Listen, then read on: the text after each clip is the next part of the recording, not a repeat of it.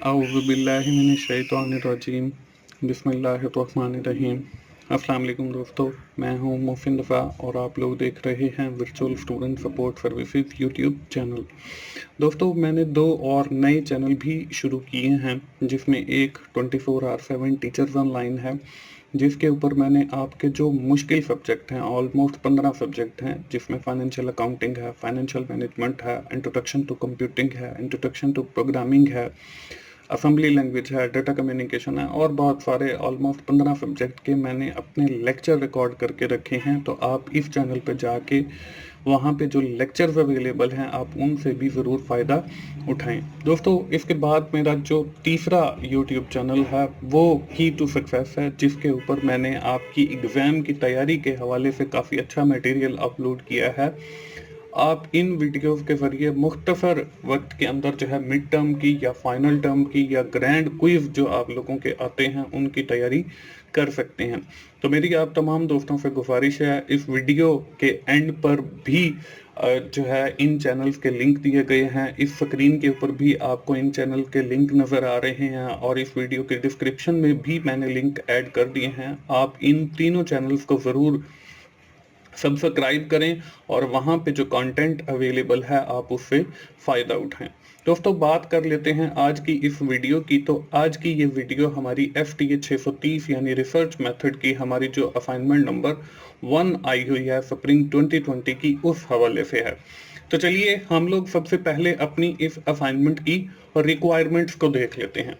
दोस्तों, इस असाइनमेंट के अंदर हमें एक केस दिया गया है दैट इज रिलेटेड टू कोविड-19 यानी कोरोना वायरस के हवाले से ये केस है, और साथ ही हमें जो है डॉक्टर्स के हवाले से बताया गया है, उनकी वर्किंग्स के बारे में बताया गया है जो कोरोना के पेशेंट्स को लुक आफ्टर कर रहे हैं मुख्तलिफ हॉस्पिटल्स के अंदर। मुख्तलिफ जो हमारे तीन सेंटर्स बने हुए हैं उनके ऊपर, साथ ही उनकी सैलरीज को डिस्कस किया गया है, उनके वर्किंग इन्वायरमेंट को डिस्कस किया गया है और साथ ही हमें ये बताया गया है जॉब सेटिस्फेक्शन के हवाले से।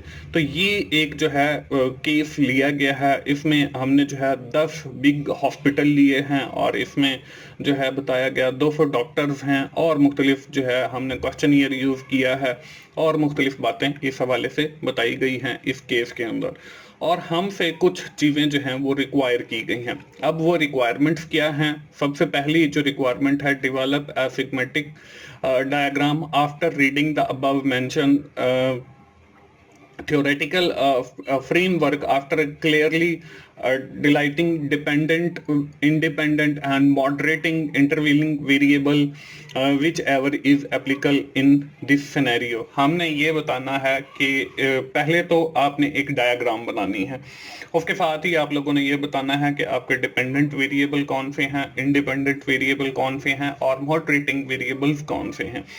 इसके साथ the second requirement for this assignment is to develop at least one hypothesis for this case. इसके बाद हमने एक हाइपोथेसिस बतानी है। आइडेंटिफाई द फॉलोइंग एलिमेंट, कुछ रिसर्च मेथडोलॉजी के हवाले से और भी चीज़ें हैं जो पूछी गई हैं। इसमें टाइप ऑफ रिसर्च का पूछा गया कि बेसिक रिसर्च है या अप्लाइड रिसर्च है।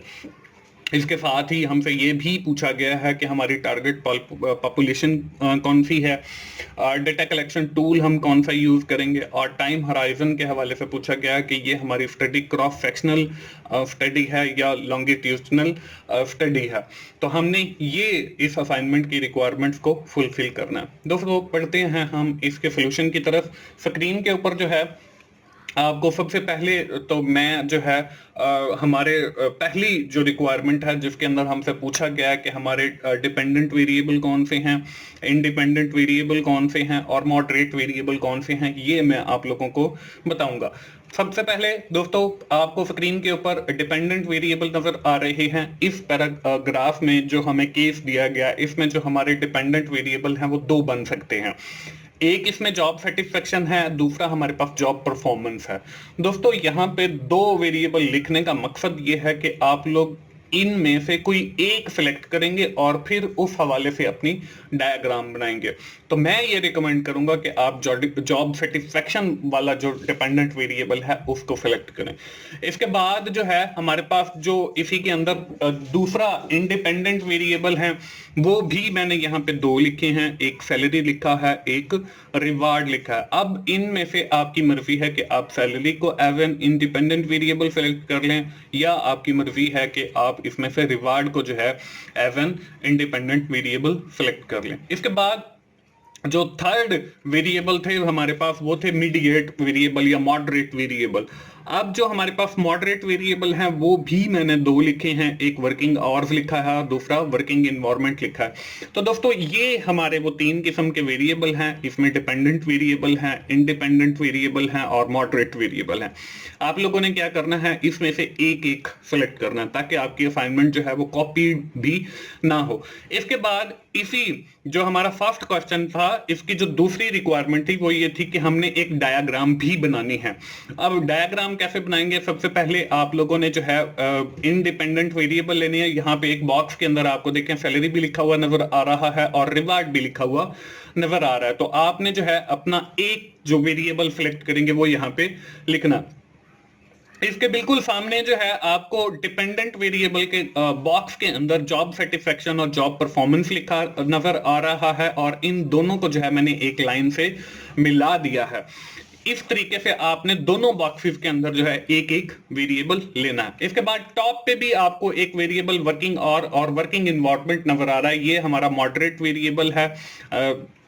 ये हम डिस्कशन में नहीं जाएंगे कि मीडिएट वेरिएबल हम क्यों यूज करते हैं और मॉडरेट, इसको भी जो है मैंने एक लाइन के साथ जो है उस पहले वाली लाइन के साथ जोड़ दिया। तो इस तरीके से आपने एक डायग्राम बनानी है और इस तरीके से हमारी जो असाइनमेंट है उसकी जो फर्स्ट रिक्वायरमेंट है वो फुलफिल हो जाती है। इसके बाद आती है हमारी दूसरी रिक्वायरमेंट इस असाइनमेंट की। ये डायग्राम बिल्कुल सेम यही है। इसके साथ ही हमारी जो दूसरी रिक्वायरमेंट थी उसमें यह था कि हमने बतानी थी एक हाइपोथेसिस। अब हाइपोथेसिस जो है वो यहाँ पे मैंने एक लिखी है, लेकिन मैं जो है यहाँ पे काफी सारी आपको बता देता हूं और मैं आप लोगों को यही रिकमेंड करूंगा कि आप मेरी जो वीडियो है वो कंप्लीट एटलीस्ट देखा करें शुरू से लेकर आखिर तक, क्योंकि कुछ चीजें ऐसी होती हैं जो मैं बोल जाता हूं लेकिन यहाँ पे लिखी हुई नहीं होती। जैसे यहाँ पे अब हाइपोथेसिस एक लिखी हुई है लेकिन मैं आपको बहुत सारी बताऊंगा। पहली जो हाइपोथेसिस लिखी हुई है वो H0 है। H0 जो है ना वो नेगेटिव होती है या नो होती है। Salary have no impact on job satisfaction, ये एक हाइपोथेसिस है। इसके बाद दूसरी भी बन सकती है, reward have no impact on job satisfaction, ये दूसरी हाइपोथेसिस हो गई। या हम एक और भी बना सकते हैं कि salary have positive impact on job satisfaction. इसी तरह हम रिवार्ड के साथ भी बना सकते हैं कि reward have positive impact on job satisfaction. तो ये चार हमारे पास हाइपोथेसिस हो गई, हमने सिर्फ एक लिखनी है।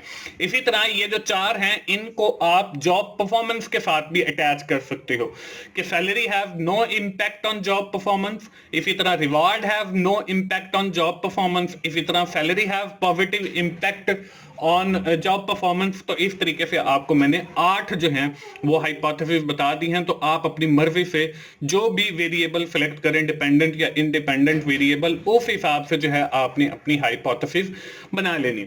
इसके बाद हमारी जो थर्ड रिक्वायरमेंट थी इस असाइनमेंट की वो ये थी कि आपने बतानी है टाइप ऑफ रिसर्च, कि हमारी ये जो स्टडी है ये बेसिक रिसर्च होगी या अप्लाइड रिसर्च होगी। तो इसमें जो जवाब है वो तो है अप्लाइड रिसर्च, क्योंकि अप्लाइड रिसर्च एक ऐसी रिसर्च है जिसमें हम ना सिर्फ प्रॉब्लम को आइडेंटिफाई करते हैं बल्कि उस प्रॉब्लम का सलूशन भी बताते हैं कि हमने उसको सॉल्व कैसे करना है। अब इसमें हमें कोरोना वायरस के हवाले से बताया जा रहा है तो हम इसको भी आइडेंटिफाई करेंगे the cause of the problem as well as we have provide the solution of that problem. So that's why I have selected the applied research, ये applied research होगी। अब बेसिक रिसर्च क्या है? बेसिक रिसर्च के अंदर सिर्फ हम problem को आइडेंटिफाई करते हैं, उसमें हम सोल्यूशन जो है वो प्रोवाइड नहीं करते। तो इसलिए हमारी ये जो रिसर्च होगी वो अप्लाइड रिसर्च होगी। यहाँ पे मैंने दोनों लिखी हुई हैं, बेसिक रिसर्च भी और अप्लाइड अप्लाइड रिसर्च भी, तो आपने जो है वो अप्लाइड रिसर्च भी लिखनी है और इसके साथ आपने इसकी जस्टिफिकेशन भी देनी है। इसके बाद अगली जो रिक्वायरमेंट थी वो थी पॉपुलेशन की, कि इसके अंदर जो है हमारी पॉपुलेशन क्या होगी। तो इस केस के अंदर क्लियर लिखा हुआ है कि आपकी जो पॉपुलेशन है वो इंप्लॉइज होंगे उन हॉस्पिटल्स के, या वो जो डॉक्टर्स हैं उन हॉस्पिटल के अंदर वो जो काम कर रहे हैं। तो हमारी जो पॉपुलेशन है वो डॉक्टर्स ऑफ जो हमने 10 बिग हॉस्पिटल सेलेक्ट किए हैं उनके जो डॉक्टर हैं वो हमारी पॉपुलेशन होगी, और ऑलमोस्ट हमारी जो पॉपुलेशन है वो 200 डॉक्टर्स या एम्प्लॉय होंगे who are working in these hospital, जो उन हॉस्पिटल्स के अंदर काम करते हैं।